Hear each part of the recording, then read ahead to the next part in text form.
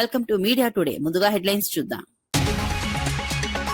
యూఏఈపై దాడులను తీవ్రంగా ఖండించిన ప్రధాని మోదీ. ఉగ్రవాదంపై పోరాటంలో యూఏఈకి భారత్ పూర్తి మద్దతు.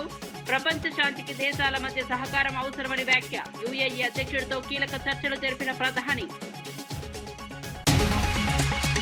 టిమ్స్ తో ప్రపంచ స్థాయి వైద్యం అందించామన్న కేటీఆర్. సామాన్యులకు ఎయిమ్స్ స్థాయి వైద్యం అందించాలన్న లక్ష్యం. టిమ్స్ ఆసుపత్రులు లక్షల మందికి సేవలు అందిస్తున్నాయన్న కేటీఆర్. వైద్య రంగంలో తెలంగాణను ముందంజలో నింపాలని లక్ష్యం.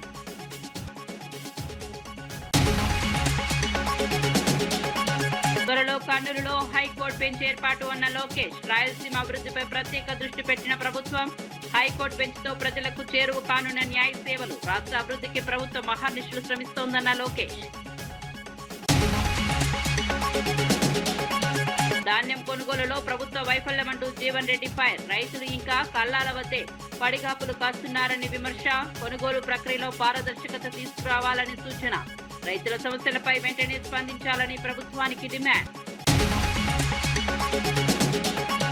2027 నుంచి నీట్ పరీక్షలు పూర్తిగా ఆన్లైన్లోనే. పేపర్ లీకేజీలకు అడ్డుకట్ట వేసేందుకే కీలక నిర్ణయం.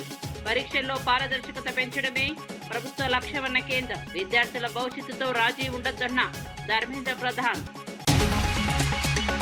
ఇక వార్త వివరాల్లోకి వెళ్తే, అబుదాబి పర్యటనలో ఉన్న భారత ప్రధాని నరేంద్ర మోదీ యూఏఈ అధ్యక్షుడు షేక్ మహమ్మద్ బిన్ జాయద్ అల్ నహ్యాన్తో ద్వైపాక్షిక చర్చలు నిర్వహించారు. ఈ సందర్భంగా యూఏఈపై జరుగుతున్న దాడులను భారత్ తీవ్రంగా ఖండిస్తోందని ప్రధాని స్పష్టం చేశారు. ఇటువంటి చర్యలు ఎట్టి పరిస్థితుల్లోనూ ఆమోదయోగ్యం కాదన్నారు. ఉగ్రవాదంపై పోరాటంలో యూఏఈకి భారత్ పూర్తి మద్దతు ఉంటుందని భరోసా ఇచ్చారు. ప్రపంచ శాంతి భద్రత కోసం దేశాలు పరస్పర సహకారంతో ముందుకు సాగాల్సిన అవసరం ఉందన్నారు. ఉగ్రవాదాన్ని ఎదుర్కోవడంలో అంతర్జాతీయ సమన్వయం కీలకమని పేర్కొన్నారు. భారత్ యూఏఈ మధ్య వ్యూహాత్మక సంబంధాలు మరింత బలోపేతం అవుతాయని తెలిపారు. ఈ సమావేశం అంతర్జాతీయంగా ప్రాధాన్యం సంతరించుకుంది.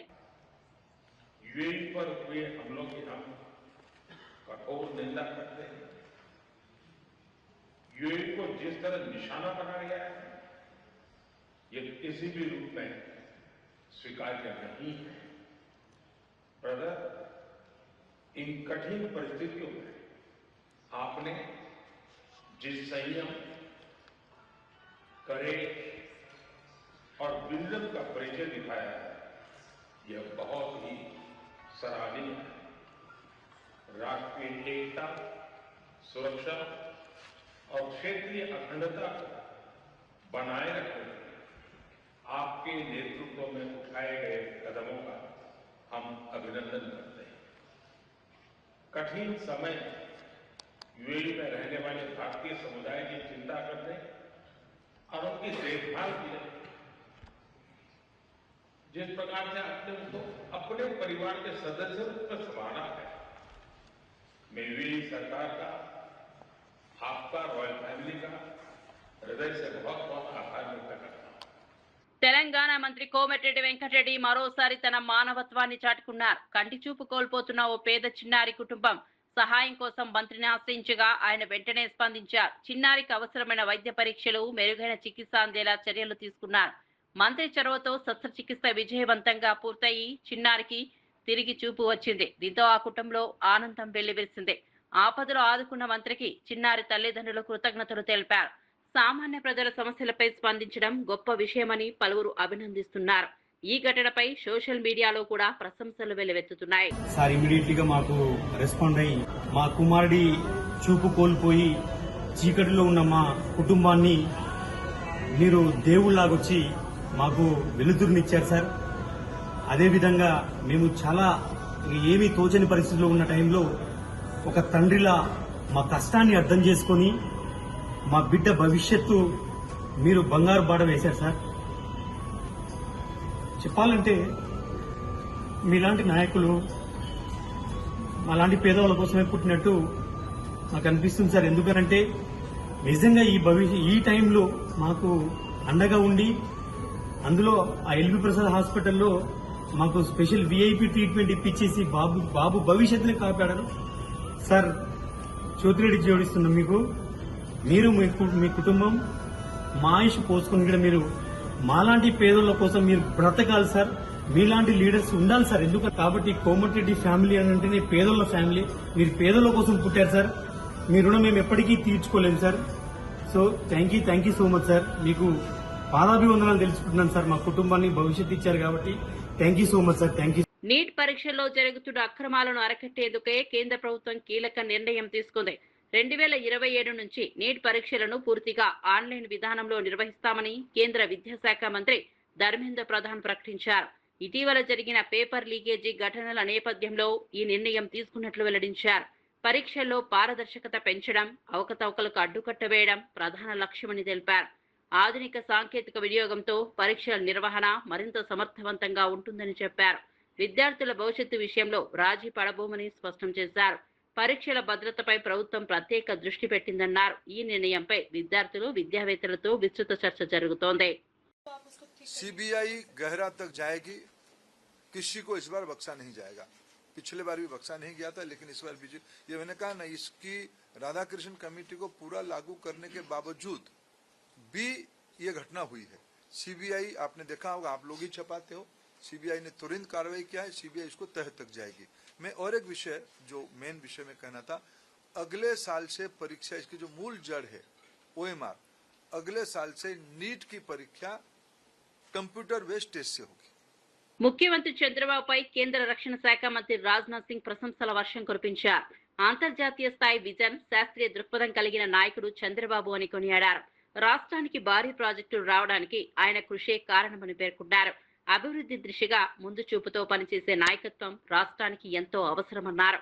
కొత్త పెట్టుబడులు, పరిశ్రమల ఏర్పాటు ద్వారా ఉపాధి అవకాశాలు పెరుగుతున్నాయని చెప్పారు. సాంకేతికత, ఆధునిక ఆలోచనలతో రాష్ట్రాన్ని ముందుకు తీసుకెళ్తున్నారని అభిప్రాయపడ్డారు.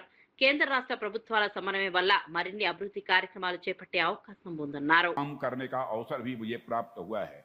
अनेक विजनरी लोगों के साथ काम किया है, लेकिन टेक्नोलॉजी के प्रति जो जुनून, डेवलपमेंट के प्रति जो कमिटमेंट और फ्यूचर को प्रेडिक्ट कर पाने की जो दूरदृष्टि हमें नायडू गारू में है, वह बिरले ही देखने को मिलती है.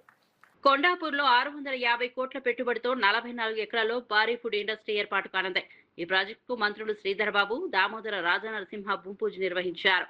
కేజేఎస్ యూనిట్ 2 ద్వారా దాదాపు 1500 మంది మహిళలకు ఉపాధి కల్పించడమే లక్ష్యంగా ఈ ప్రాజెక్టును ప్రారంభించినట్లు తెలిపారు. పరిశ్రమల అభివృద్ధితో స్థానికంగా ఉద్యోగ అవకాశాలు పెరుగుతాయని అభిప్రాయపడ్డారు. మహిళల ఆర్థిక సాధికారకతకు ఈ ప్రాజెక్టు ఉపయోగపడుతుందని పేర్కొన్నారు. కార్యక్రమంలో భాగంగా మంత్రి రాజనరసింహ శ్రీధర్ బాబును పక్కన కూర్చోపెట్టుకుని 15 కిలోమీటర్లు కారు నడపడం ఆకర్షణీయంగా నిలిచింది. పరిశ్రమల ద్వారా రాష్ట్ర అభివృద్ధి వేగవంతం అవుతుందని నాయకులు పేర్కొన్నారు.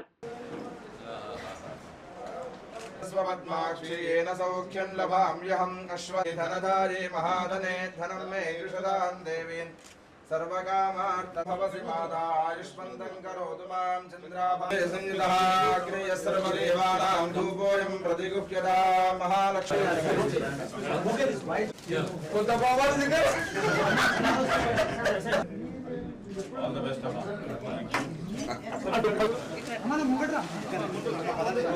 కర్నూలులో త్వరలో హైకోర్టు బెంచ్ ఏర్పాటు చేయనున్నట్టు మంత్రి నారా లోకేష్ వెల్లడించారు. రాష్ట్ర అభివృద్ధి కోసం ముఖ్యమంత్రి చంద్రబాబు, ప్రధాని మోదీ, రక్షణ మంత్రి రాజ్నాథ్ సింగ్ అహర్నిశలు శ్రమిస్తున్నారని తెలిపారు. వీరంతా 75 ఏళ్ల యువకుల్లా పనిచేస్తున్నారని వ్యాఖ్యానించారు. రాష్ట్రానికి కీలక ప్రాజెక్టులు, మౌలిక సదుపాయాలు తీసుకురావడంలో ప్రభుత్వం ప్రత్యేక దృష్టి పెట్టిందన్నారు. కర్నూలు ప్రాంత అభివృద్ధికి కూడా ప్రభుత్వం కట్టుబడి ఉందని పేర్కొన్నారు. హైకోర్టు బెంచ్ ఏర్పాటుతో ప్రజలకు న్యాయ సేవలు మరింత చేరువ అవుతాయని అభిప్రాయపడ్డారు. ప్రాంతీయ సమతుల్య అభివృద్ధికి ప్రభుత్వం చర్యలు తీసుకుంటోందన్నారు. సంవత్సరాలు కుర్రోల్లో ఉన్నారు, 6 నెలలు పనిచేస్తారు. గూగుల్ డేటా సెంటర్ 1,35,000 కోట్ల పెట్టుబడి, ఆసిలర్ మిత్తల్ ఇంకొక 1,35,000 కోట్ల పెట్టుబడి, పుట్టపర్తిలో ఫైటర్ జెట్ తయారీ కోసం 1,50,000 కోట్ల పెట్టుబడి, అమరావతి పోలవరం పనులకి నిధులు, విశాఖ ఉక్కుని మనం కాపాడుకున్నాం, విశాఖపట్నంలో రైల్వే జోన్ ఏర్పాటు చేసుకున్నాం. త్వరలో కర్నూలులో కూడా హైకోర్టు బెంచ్ ఎన్డీఏ ప్రభుత్వం ఏర్పాటు చేయబోతుంది. ఇవన్నీ సాధించామంటే దానికి కారణం నాయుడుజీ మోడీజీ జోడీ అని ఆంధ్ర రాష్ట్ర ప్రజలకి తెలియజేస్తున్నాం. నెల్లూరు రూరల్ ఎమ్మెల్యే కోటంరెడ్డి శ్రీధర్ రెడ్డి ఇంధన పొదుపు కోసం వినూత్న నిర్ణయం తీసుకున్నారు. ముఖ్యమంత్రి చంద్రబాబు, ప్రధాని మోదీ సూచనల బాటలో ఎలక్ట్రిక్ బైక్ పై పర్యటించారు. కాన్వాయ్, ఎస్కాట్ వాహనాలను రద్దు చేసి ప్రజల్లోకి వెళ్లడం ప్రత్యేక ఆకర్షణగా నిలిచింది. 17 కోట్ల విలువైన అభివృద్ధి పనులకు శంకుస్థాపనలు చేశారు. మొత్తం 168 అభివృద్ధి కార్యక్రమాలకు శ్రీకారం చుట్టినట్లు వెల్లడించారు. ప్రజల చేతుల మీదుగానే ప్రారంభోత్సవాలు నిర్వహించాలని నిర్ణయించారు. రూరల్ నియోజకవర్గంలో 700 కోట్ల అభివృద్ధి చేపట్టామని తెలిపారు. 60 రోజుల్లో పనులు పూర్తి చేస్తామని హామీ ఇచ్చారు. పొదుపు చర్యలు అందరూ పాటించాలని ప్రజలకు పిలుపునిచ్చారు. కూటమి అధికారంలోకి వచ్చిన తర్వాత అభివృద్ధి పనులు కొన్ని పూర్తయినాయి, కొన్ని జరుగుతూ ఉన్నాయి, కొన్ని టెండర్లు పిలిచి ఉన్నారు.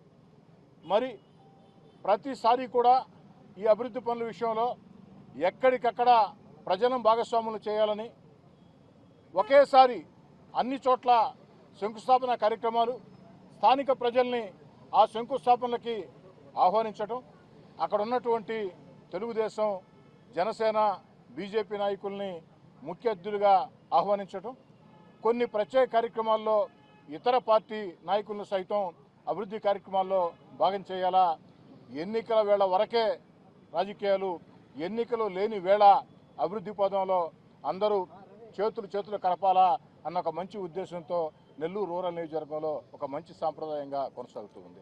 పెట్రోల్, డీజిల్ ధరల పెంపును నిరసిస్తూ కడపలో సిపిఐ ఆధ్వర్యంలో రాస్తా రోకో నిర్వహించారు. ఎన్నికల తర్వాత సామాన్య ప్రజలపై అదనపు భారం మోపారని నాయకులు ఆగ్రహం వ్యక్తం చేశారు. పెట్రోల్, డీజిల్ ధరలను వెంటనే తగ్గించాలని డిమాండ్ చేశారు. కేంద్ర ప్రభుత్వం తీసుకున్న నిర్ణయం ప్రజలపై తీవ్ర ప్రభావం చూపుతోందని విమర్శించారు. ఇప్పటికే పెరిగిన ధరలతో సామాన్యులు ఇబ్బందులు ఎదుర్కొంటున్నారని పేర్కొన్నారు. ధరల పెరుగుదలతో రవాణా ఖర్చులు కూడా అధికమవుతున్నాయని తెలిపారు. ప్రజలపై ఆర్థిక భారం తగ్గించే చర్యలు తీసుకోవాలని కోరారు. మోదీ ప్రభుత్వ నిర్ణయంపై తీవ్ర అసంతృప్తి వ్యక్తం చేశారు.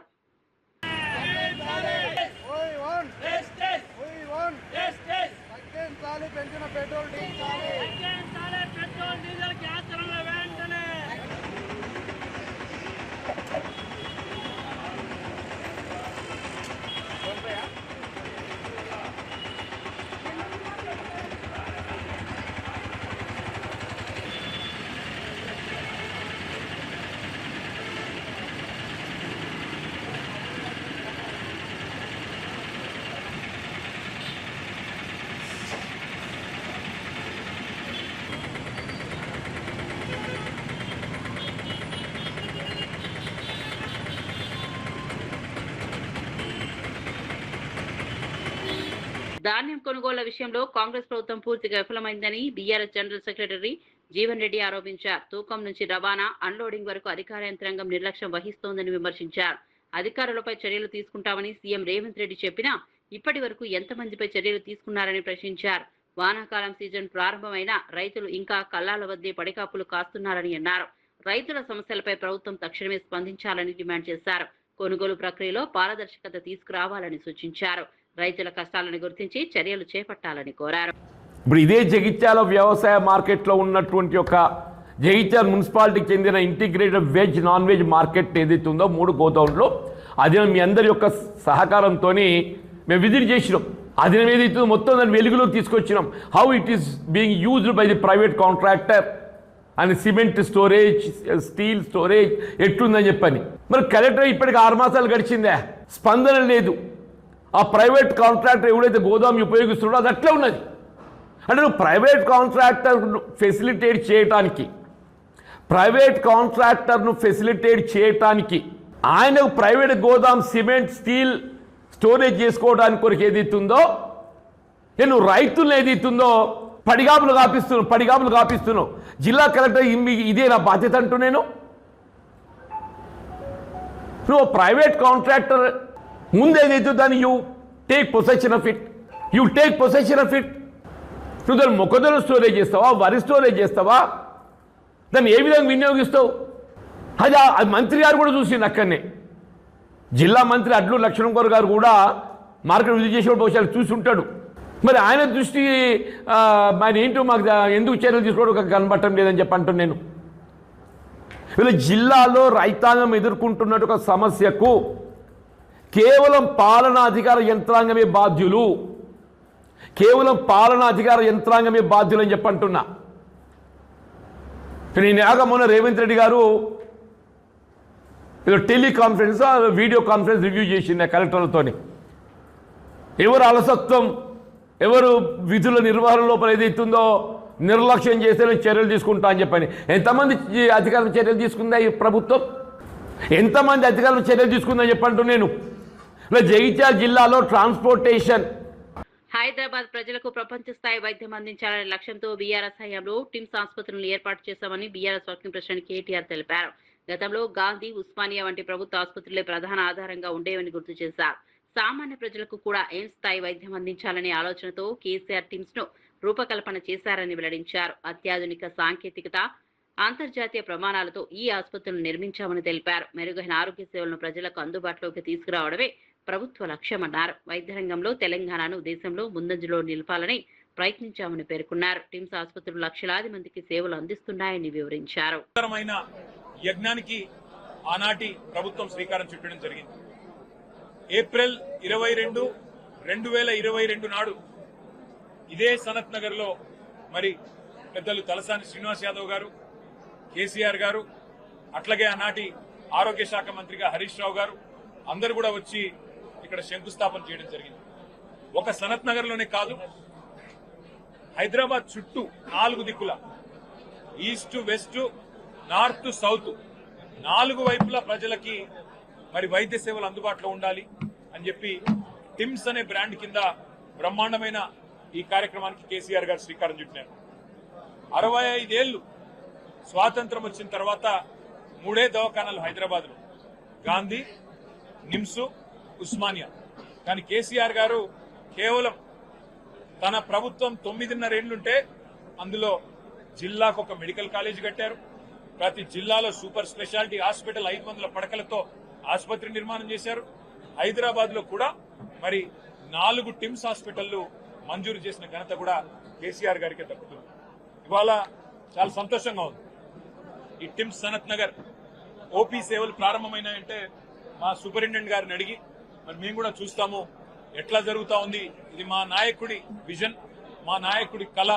హైదరాబాద్ లో మెరుగైన వైద్య సేవలు అందించాలనేది 350 బస్తీ దవాఖానాలు పెట్టాము, ప్రైమరీ డిస్పెన్సరీ కేంద్రాలు. అట్లాగే అద్భుతమైన సేవలు అందించడానికి టిమ్స్ పెట్టాము. ఎట్లా పనిచేస్తున్నాయో చూడడానికి వస్తామంటే వారు చాలా విశాల హృదయంతో మమ్మల్ని అందరిని ఆహ్వానించినందుకు వారికి కూడా ధన్యవాదాలు. మధ్యప్రదేశ్ లోని వివాదాస్పద భోజశాల ఆలయ కేసులో హిందువులకు పెద్ద విజయం లభించిందని గోషామహల్ ఎమ్మెల్యే రాజాసింగ్ హర్షం వ్యక్తం చేశారు. ఈ ఆలయం కోసం హిందువులు గత 124 ఏళ్లుగా పోరాటం చేస్తున్నారని గుర్తు చేశారు. కోర్టు ఇచ్చిన తాజా తీర్పు సనాతన ధర్మం, సత్యం, న్యాయం సాధించిన విజయానికి నిదర్శనమని పేర్కొన్నారు. దీర్ఘకాలంగా కొనసాగిన న్యాయ పోరాటానికి ఫలితం దక్కిందన్నారు. ధార్మిక విశ్వాసాలను గౌరవించే నిర్ణయం వెలువడిందని అభిప్రాయపడ్డారు. ఈ తీర్పుతో హిందువుల భావోద్వేగాలకు గౌరవం లభించిందన్నారు. దేశవ్యాప్తంగా ఈ అంశంపై పెద్ద చర్చ జరిగిందని తెలిపారు. हाई कोर्ट ने फैसला सुना दिया है कि यहाँ मंदिर था, मंदिर है और मंदिर रहेगा. लगभग 98 डेज का एएसआई द्वारा सर्वे हुआ था. चारों कोनों से सर्वे हुआ था. अनेकों मंदिर होने के प्रमाण मिले. स्वास्तिक हो, भगवान की प्रतिमाएं हो, श्लोक हो, ये सभी चीजों को देखते हुए आज कोर्ट ने हिंदुओं के पक्ष में फैसला सुनाया है कि वहां प्राचीन मंदिर था बोलकर. और आज ये फैसला सुनकर सिर्फ मध्य प्रदेश का हिंदू नहीं, पूरे भारत का हिंदू आज खुशी की लहर में झूम रहा है. और हिंदुओं में एक विश्वास जागा है कि कुतुब मीनार का भी फैसला हिंदुओं के पक्ष में आएगा. और आने वाले समय में ताजमहल का जो भी फैसला है वो हिंदुओं के पक्ष में आएगा.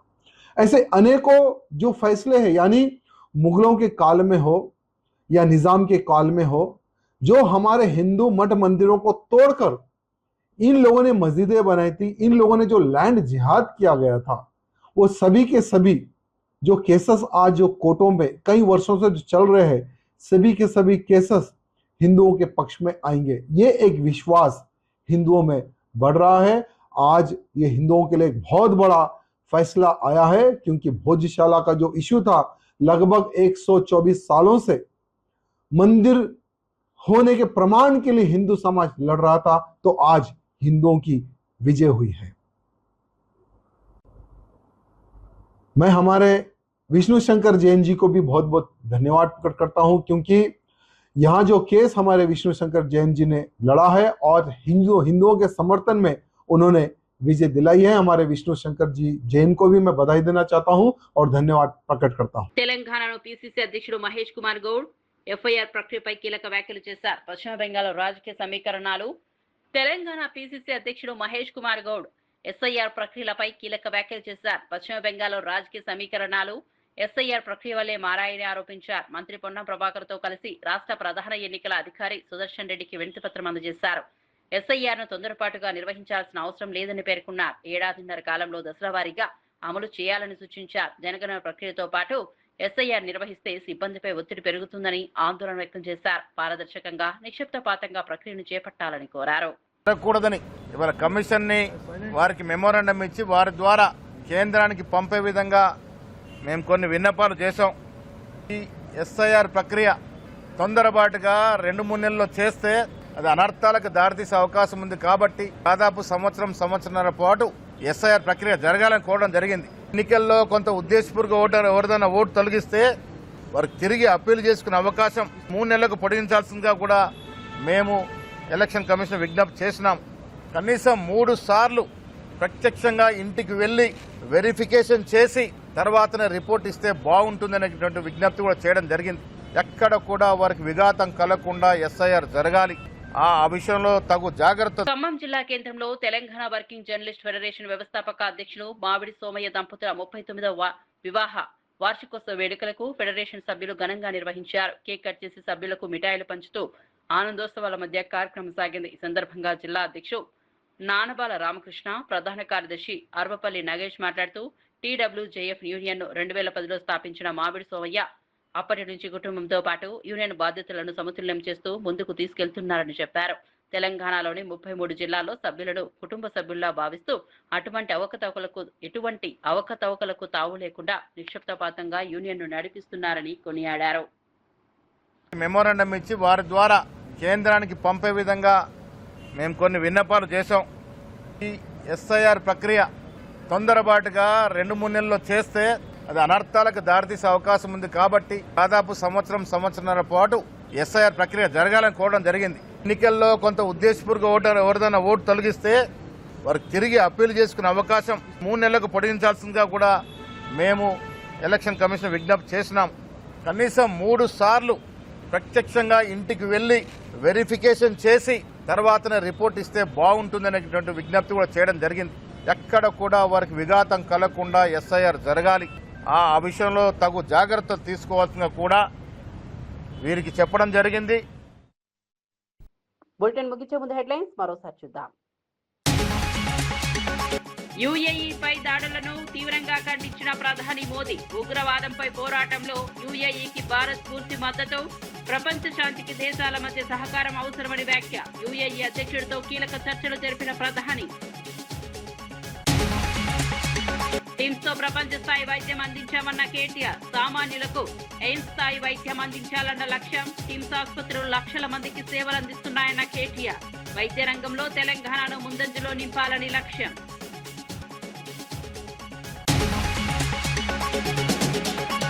త్వరలో కర్నూలులో హైకోర్టు బెంచ్ ఏర్పాటు అన్న లోకేష్. రాయలసీమ అభివృద్ధిపై ప్రత్యేక దృష్టి పెట్టిన ప్రభుత్వం.